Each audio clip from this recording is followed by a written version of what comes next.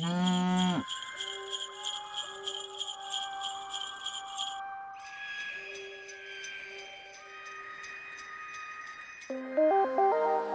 ho howdy and welcome to But It Was Aliens. Hello!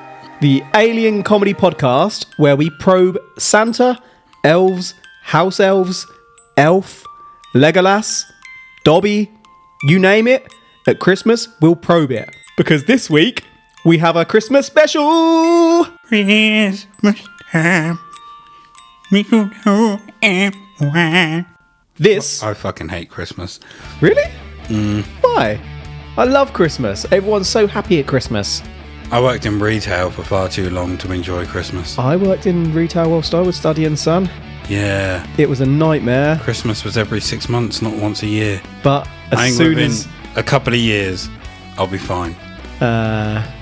See, for me, as soon as I finish work, I'm shut off from work and I'm in happy zone. Happy zone! I am now. Well, I'm happy at work, to be fair. You're sounding slightly miserable. Don't like Christmas. I fucking hate Christmas. No. This is going to be our first Christmas together as podcasters. And I thought, what better way to celebrate than probe Santa Himself? But then I thought I didn't want to be on the naughty list this year, so instead I have a lesser known Christmas fable you may not be familiar with. Before that, I should just clarify that I'm still Kevin the Grey, and I'm going to point at Mooney so he can introduce himself. I am Moonwalker. You can stop pointing now. Prick. So, in the happy spirit of Christmas, I'd like you to close your eyes right now as I set the scene. It's 6 o'clock on Christmas Eve, 1954. Carols can be heard down the streets. Decorations... Get a fucking Tim! Get in now, you little bastard! That was my impression of carols. Get in now or you won't get a potato! Decorations light those same streets, those happy Christmas streets, as the sun sets and that bitter yet homely Christmas breeze sets in. Sleigh bells can be heard in the skies above. In that same sky above, one bright star seems to be moving towards Bethlehem. A small group of people, including wise men, are gathered on the street outside Dorothy Martin's house in Oak Park, Illinois, in the US of A, singing those Christmas carols you heard moments earlier. As the group waited for baby Jesus, you may have thought to yourself, but no. This was no ordinary nor holy Christmas vigil. This group, called the Seekers, were waiting to leave the planet. 200 further people had come to watch them wait. Why do the Seekers sound very, very familiar? Harry Potter. Quidditch. You just said 3 words to me that make no sense. Christmas. Are the Seekers those black-robed, like, deathly ghoul-looking things? From what? Harry Potter. Oh, no. No. Oh, they're Dementors. Correct. What are the one... A Seeker in Harry Potter is a Quidditch player. It's the person who chases... No, they're twats.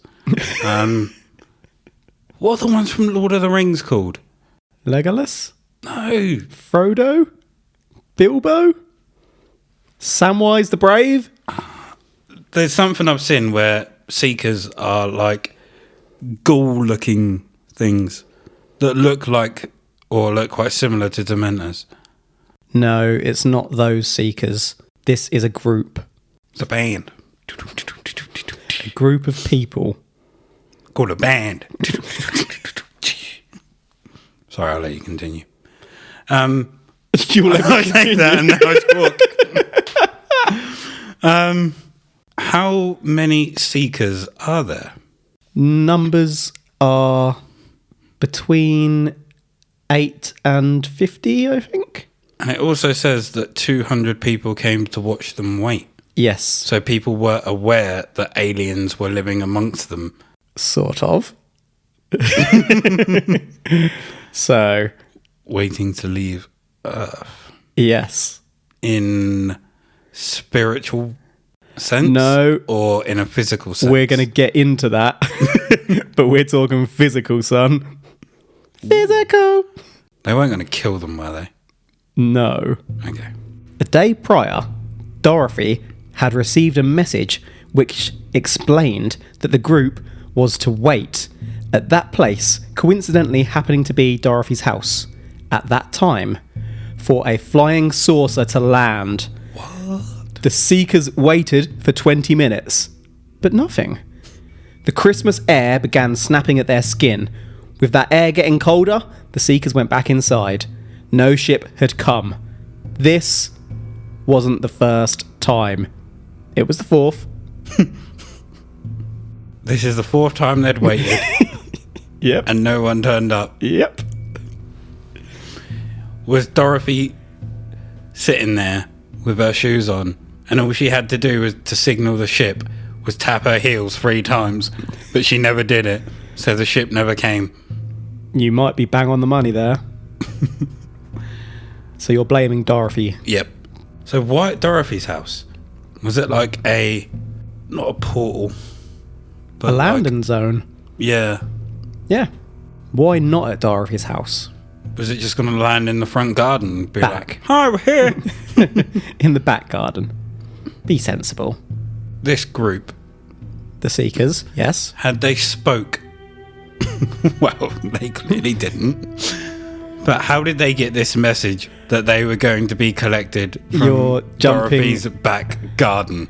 Right, should we rewind to the start of the story? I know the exact sound effect I'm going for here. Hit it! Na na na na na na na na na na na na na na na na na. So Christmassy. Oh, the hot step up, murderer. I'm a little gangster, Santa. Excuse me, Mr. Reindeer, Santa. So it all started as these things often do with a prophecy. The father will kill the son. Gold would be their crowns and gold their burial shrouds. That kind of thing. This prophecy was that a world-ending flood was coming on December the 21st, 1954. This was an original prophecy that definitely hadn't been inspired by any earlier writings. Meanwhile, Dorothy had received this message from those whom she called the Guardians. She's been playing. When was this? 1954. So she hasn't been playing too much Destiny. Maybe she's time travelling. Ooh. Then I was correct about her not clicking her heels and signalling the ship. She met a wizard that came from the moon. So, Noah's Ark in 1954. Whoa, whoa, whoa. This clearly isn't based on Noah's Ark. Where did you get that from? The Ark of Noah, 1954. Whoa, whoa, whoa, whoa. This is original. This prophecy is original. Dorothy Martin. Prophesizer. Ark the Noah, 1954. Who are these Guardians? And do they sound like Peter Dinklage? Because they have literally just read the story of Noah. And please don't tell me these seekers have paid money toward, like, not for this information, but they're paying money to the Guardians. Please tell me they're not. Please tell me they're not. Well, I'm not going to tell you anything right now because we're going to cover all of this. Because these, right now, happen to be the most gullible people I have ever Just you heard of. wait. I can feel a yes coming. So profoundly. But yeah, all you really need to know at this point is that the Guardians are the aliens talking to her. So, can the other people see the Guardians? No. Or can not at this only point. she see the Guardians? So she received this message from the Guardians. So no one has... paper form, or did they come and knock on the door and tell her? You're asking too many questions that I'm clearly going to get onto, so I'm just going to move forward. Dorothy would describe the first prophecy to her followers. I should add at this point that Dorothy was involved with Scientology as it formed between 1950 and 1952, though I couldn't confirm any exact details, and she had an inherent interest in UFOs. Dorothy would say that she felt a tingling in her her arms, and the arm felt warm all the way up. Dorothy did not know why, but on feeling this feeling, she picked up a pencil and notepad that happened to be laying beside her bed, so she was obviously in bed when this happened, and her hand begun to write in somebody else's handwriting.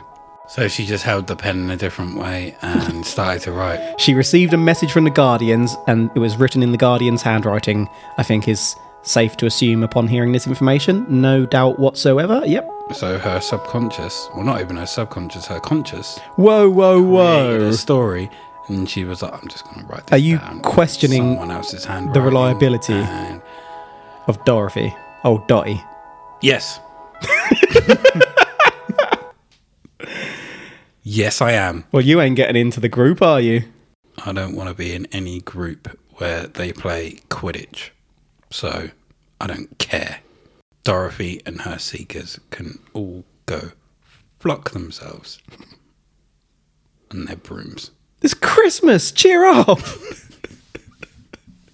Crikey! Have you not slept? You've been too excited for Christmas. Busy time of year. I've got New Year's to worry about. So looking at the handwriting after writing what she wrote, Dorothy thought to herself that it looked strangely familiar. Is that because it's hers? Although she knew that it was not her own hand. Her hand wrote it. But it wasn't her hand. So as her hand strummed out the warning of the coming flood, there came a promise at the end that Dorothy and other believers only would be rescued by the Guardians on December the 17th. Dorothy actually had followers at this point. I read an article on theatlantic.com that suggested that one of her strongest followers, Charles Loughhead, was a doctor in Michigan and was asked to resign for teaching his beliefs and upsetting some of his students. Imagine being taught at university that guardian aliens are coming to collect you from a lady's house. Did you go? No. I have a question. Question. What does she do to have followers? Spreads her message, don't she? Of what? Well, of the Guardians coming to collect them. Because they believe. Only the believers get in. Is that it? It's like the most exclusive nightclub in space. Is that literally all she's done? Well, she was involved in Scientology prior to this. So they've obviously got some pretty interesting beliefs that I'm not going to get into because we're probably going to cover that at some point. Although I'm slightly hesitant because we might get assassinated. Isn't it Xenu? I'm reluctant to discuss anything at this point. But yeah, space lizards and whatnot. Anyway. Okay. So she was attending conferences. She was attending like conferences and all these sorts of groups with people, respectable people, sharing her ideas and whatnot to the point where she began growing a following. Okay. So she was very persuasive. She was very convincing because it was truth. Yeah, convincing, I suppose, not persuasive. She was speaking the truth. She was seeking the truth and speaking the truth. And that got her followers. Indeed. Imagine what her followers would be like if she had Instagram. Ooh. She'd have 28 followers.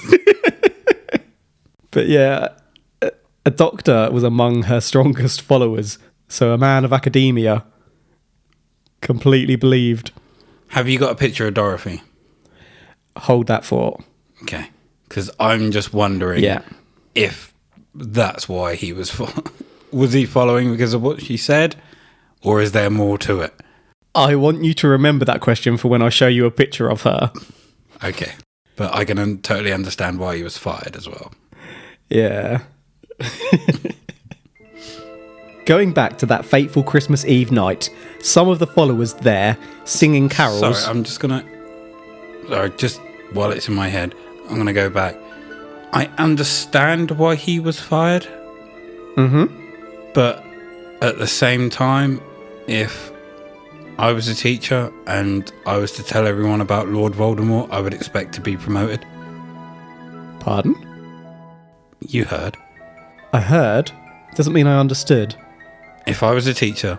Yes. And I started spreading the word about Lord Voldemort. Yes. And how everyone should worship him. Yes. And follow him.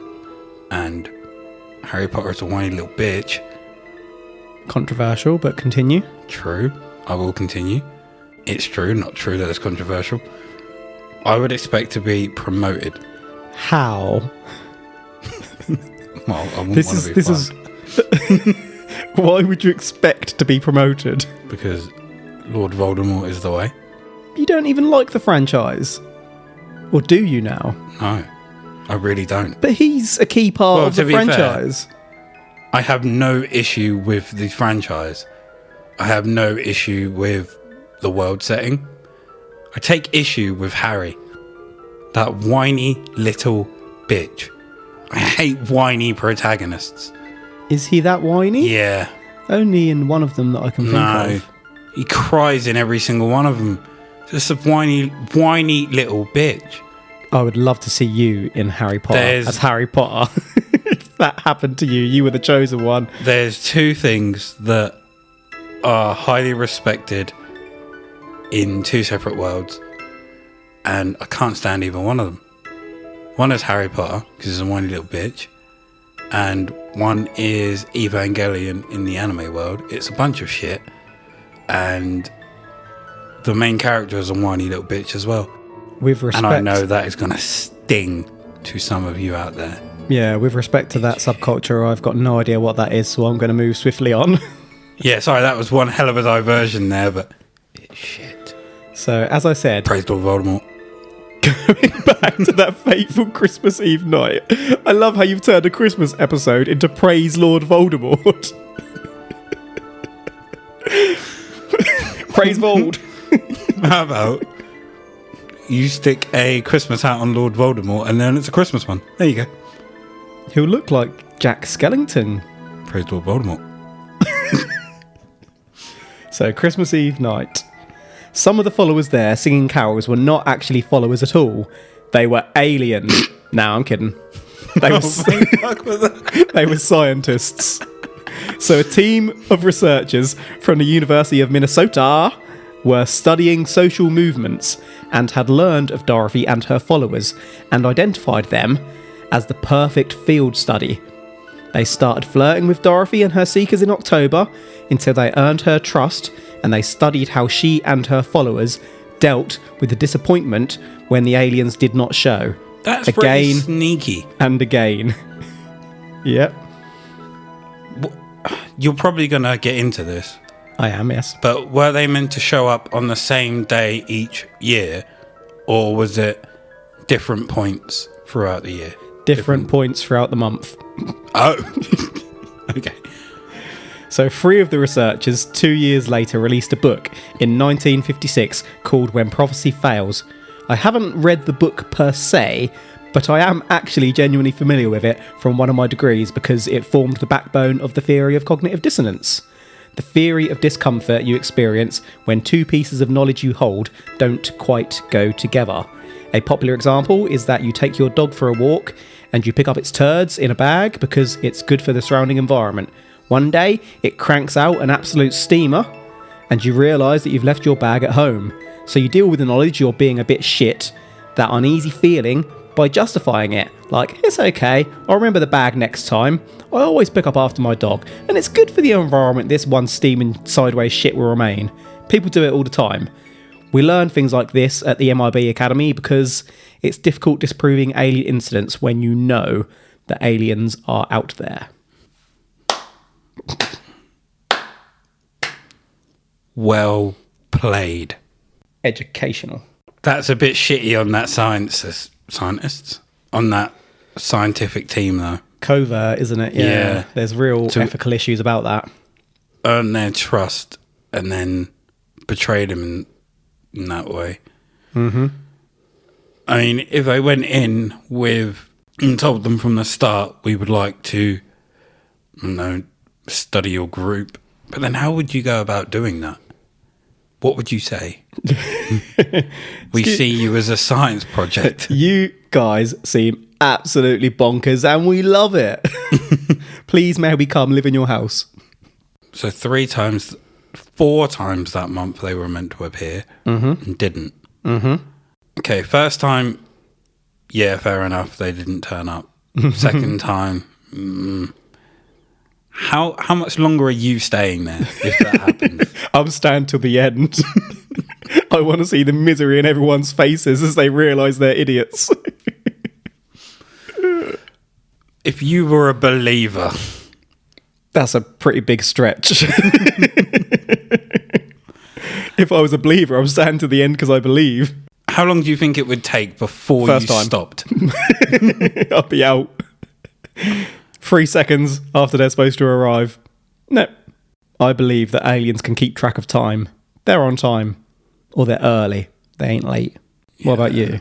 I mean, what if Dorothy's dyslexic and the dates that she wrote down are totally different to what was actually in her head? That's intriguing. So she wrote 1954. She meant 2054. Don't know about 20.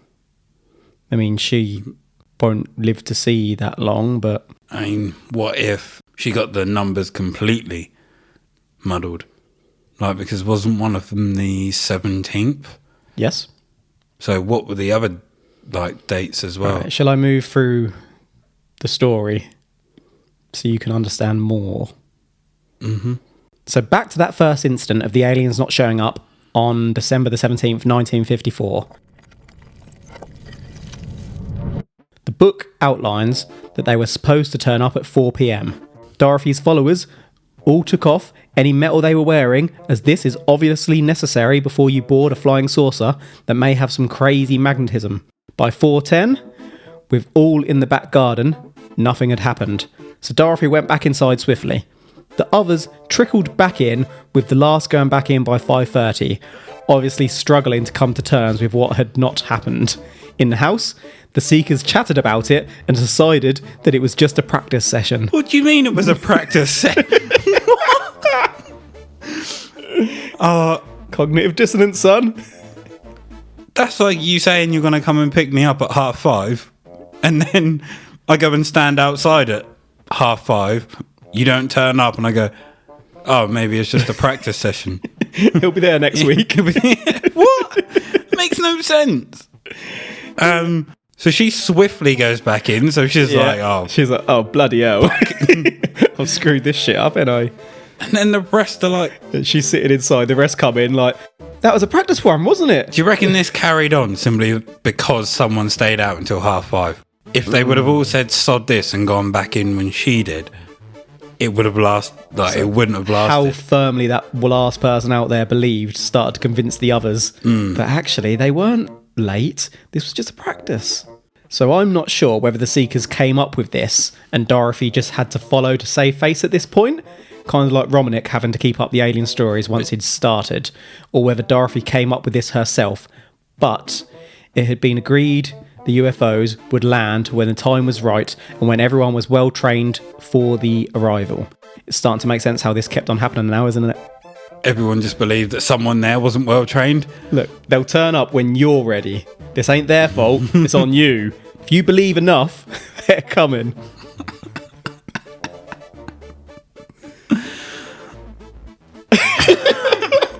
How?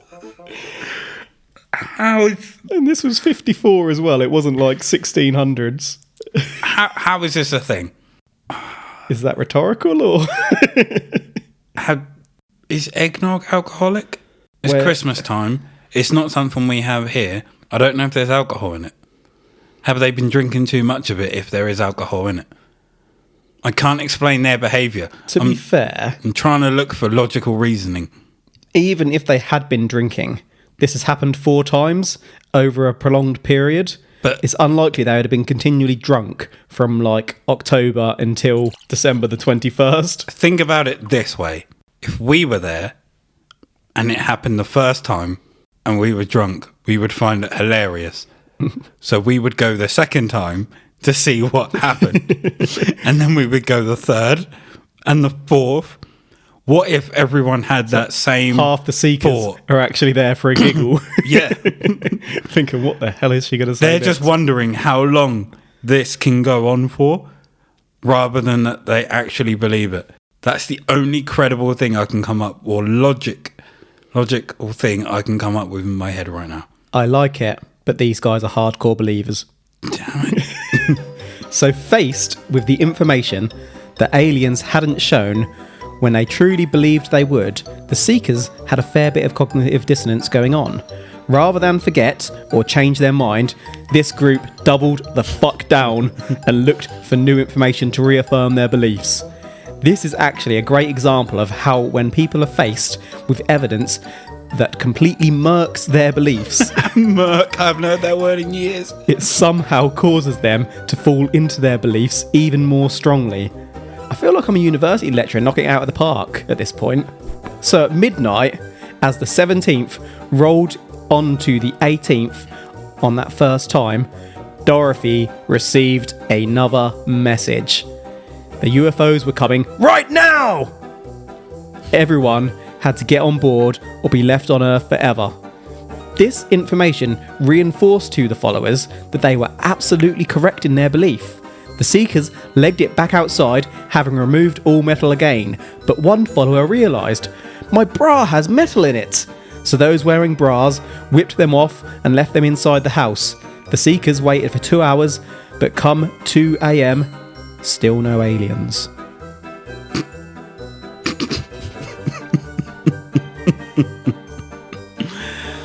I feel like you found the Christmas spirit now. I'm in. Did anyone see her receive this new message, or did she just go into another room and happen to receive the message? Because at this point, it's midnight when she receives this message. I'm not entirely sure, actually, but it did strike me as a little bit unusual that she's in her house and she's got all these followers just there. I'm surprised that they haven't used the fact that time is different in different places. So when they say 4 o'clock, they might mean 4 o'clock in another part of the world. Oh, you dick. I take it that's next. I don't know that it's next, but I've definitely mentioned that shortly. You're an asshole, Shaka. I know you mentioned earlier about no metal because, you know, Yep. Magnetism. magnetism, Yep. but surely that's bullshit. Why would that be bullshit? I thought Can that was you- probably the most reasonable part of this story. Can you imagine something being made of metal not allowing metal near it? Don't think of a giant magnet. That's exactly what I was thinking of. What about the Large Hadron Collider? Do you have to make sure there's no metal near it? Nothing. No, nothing in there. But then it depends on how strong it is, because there's iron in your blood. People So- aren't allowed inside the Hadron Collider Okay. itself either. There it is. I'm talking Unless about you the want to get ship, demolished. to be fair. Yeah. Because if you can't have any metal when the alien ship arrives, the message didn't say anything about not having any metal. So, They've just jumped. to the conclusion, To be fair, are you expecting these people to be logical at this point?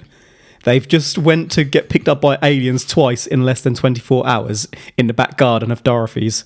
I'm expecting logic where I don't expect it. So, the next day, the Guardians made contact through Dorothy once more. They left a lengthy message written by good old Dot, advising that the aliens were not late, nor did they ever keep anyone waiting. The aliens confirmed that they were not a disappointment.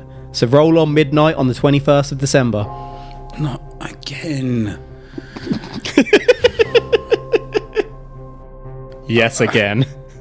I don't understand how these people can there's no answer there. Like, I don't understand why they can keep falling for it, but there is no answer there. It's like, we're coming at this time. No, we're not late. We didn't leave you waiting. And you're not a disappointment. But you're still not here. See, that's stroking their egos a little bit. But we're not late. And we didn't keep you waiting. So what time are you coming? 4 o'clock. 4 o'clock rolls around. Gets to 4:01. Gets to 7 o'clock. Sorry. We're not late. And we didn't keep you... Yes, you fucking did. Fuck off. I'm going home. Happy Christmas. So exactly as before, the aliens did not show. But this time, after the disappointment, most of the group refused to speak about it, excluding 5 folk. This leads us up to Christmas Eve, where we started our story. It turns out there had been so many observers come Christmas Eve 1954 because the Seekers had sent out a bloody press release. They were so damn convinced that the aliens would be coming at this point, despite the 3 prior setbacks, that they sent out a pissing press release. Dr. Charles was caught by a news reporter after the aliens didn't show on Christmas Eve, and the interview, which there isn't a video of to my knowledge, was transcribed. The reporter asks the doctor if the aliens sent a message saying that they should be waiting at 6 p.m, and the doctor says no. He tries to blag it off after having contacted the papers earlier to let them know about it. The reporter goes on to say, weren't the spacemen supposed to be here to pick you up? The doctor says that there was a spaceman in the crowd with a helmet and a white gown on. Yep.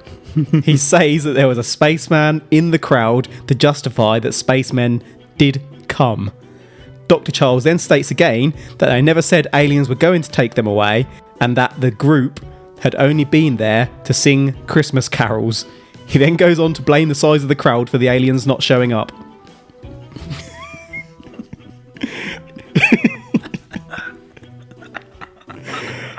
This reporter had him by the balls. They sent a press release after they didn't... Oh my god. We as a species can be moronic at times. There's that quote from Men in Black. A person is smart, people are dumb. It's spot on. What?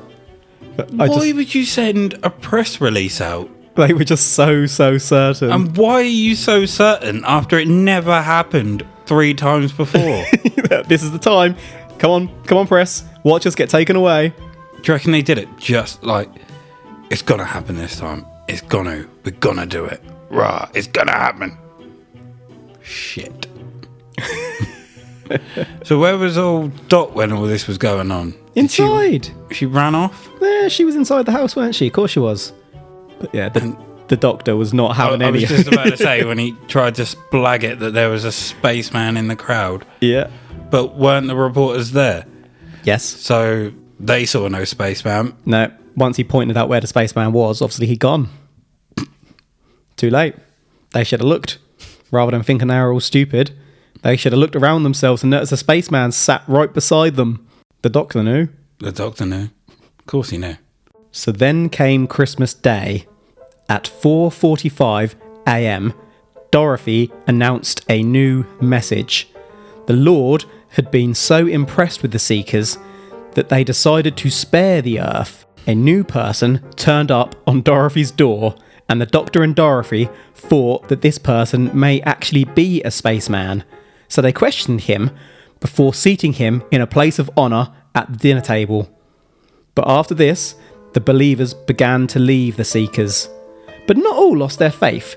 Dorothy herself went on to form the Order of Sananda and Sanat Kumara in 1965, which were the names of the 2 guardians she communicated with.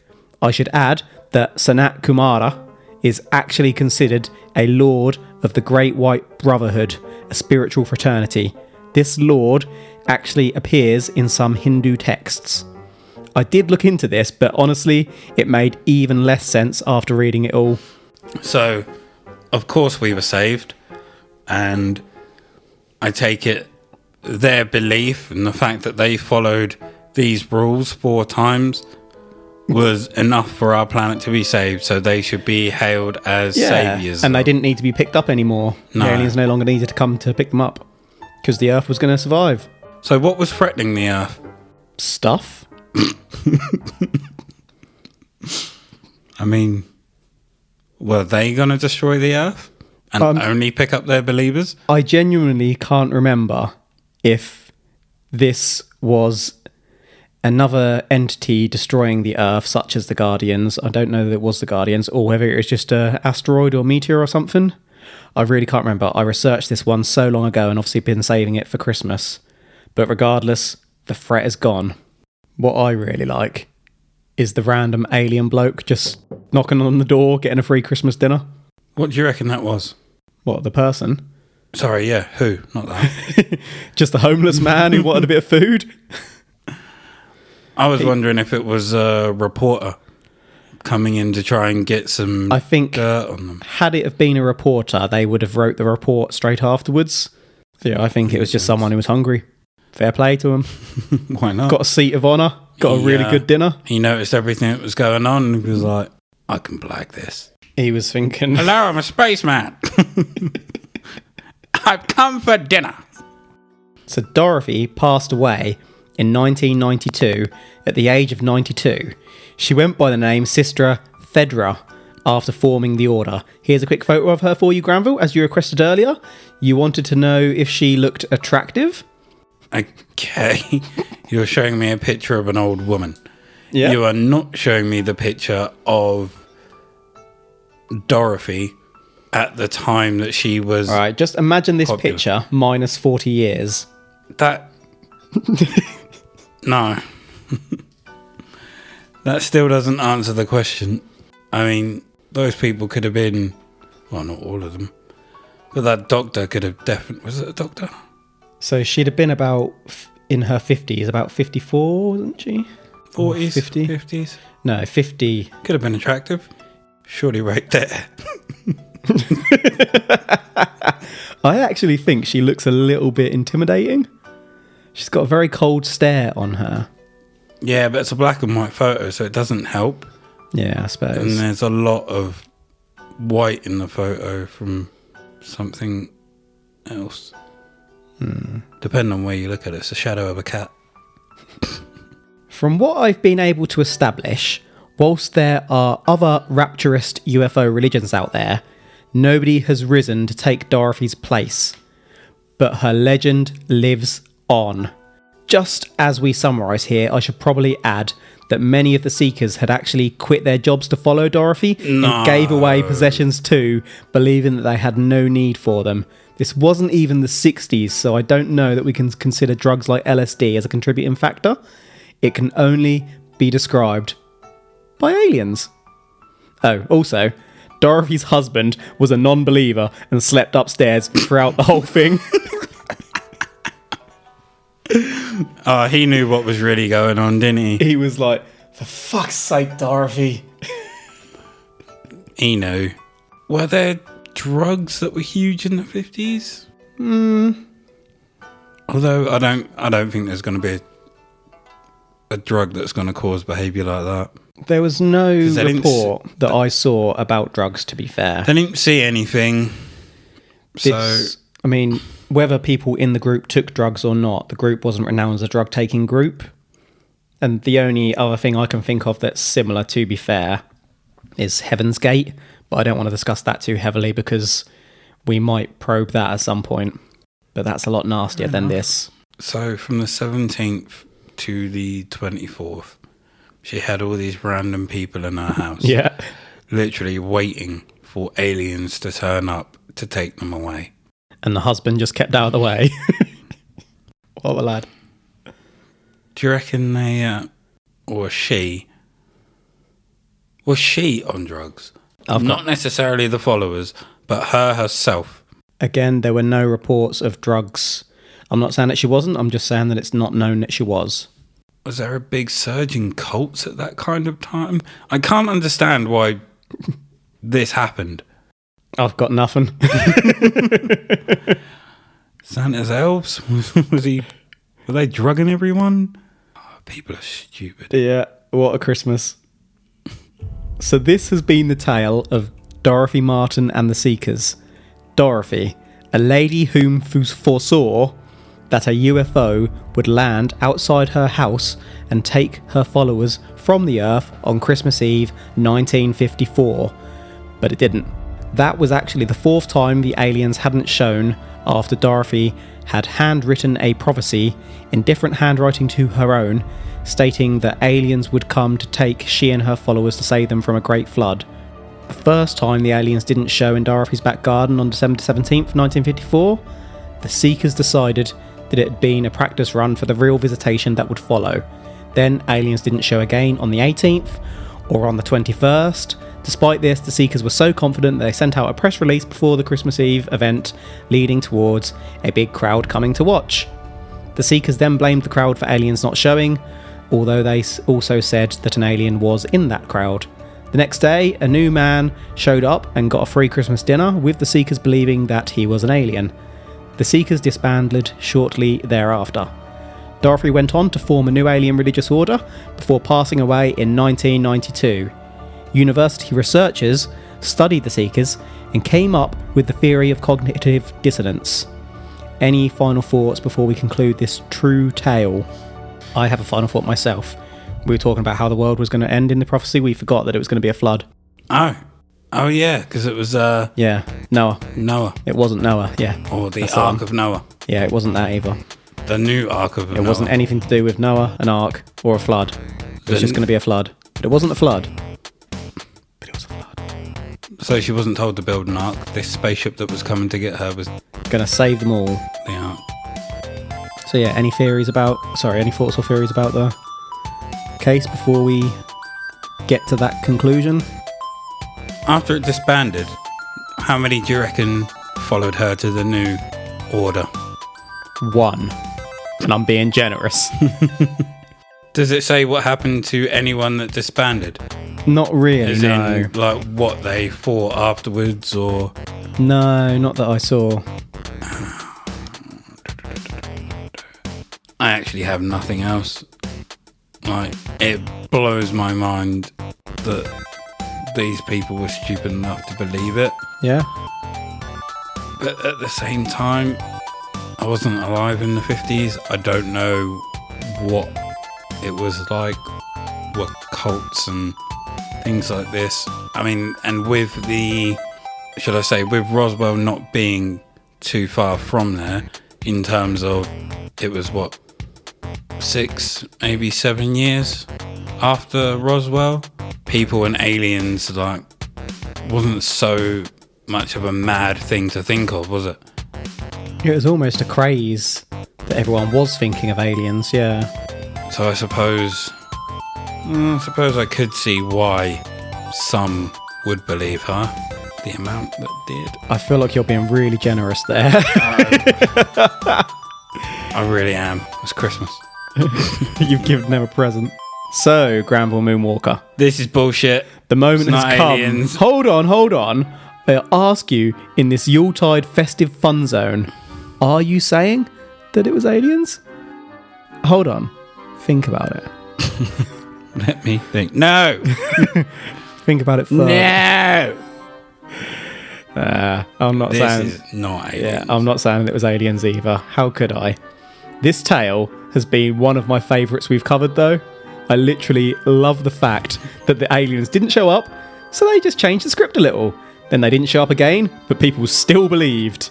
They just kept on believing. When things went wrong, they blamed other people and kept right on believing some more.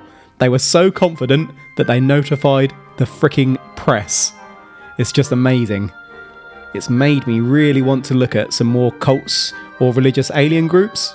How many do you reckon are out there? Well, like I said, I know of one big one, but it's not a very nice case. Are you going to look into this one? That As one? in her second Oh. order. I haven't looked into it deeply at all. I don't know. I don't know that anything could occur quite like what occurred Well, in this event, quite I never frankly. thought that anything like this could occur. Maybe she took what happened in this one and built upon it for the new one. Maybe. And had the names of, were they Hindu gods? Yeah. Had the names of those so people could see them in religious text and believe they're real.